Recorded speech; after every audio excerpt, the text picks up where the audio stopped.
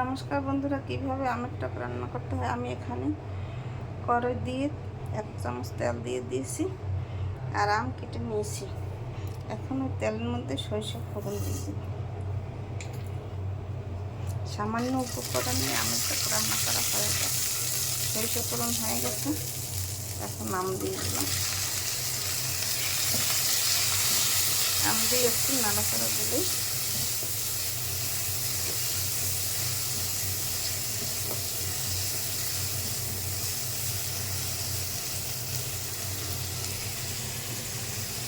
আমি পরিমাণ মতো জল দিয়ে দিলাম।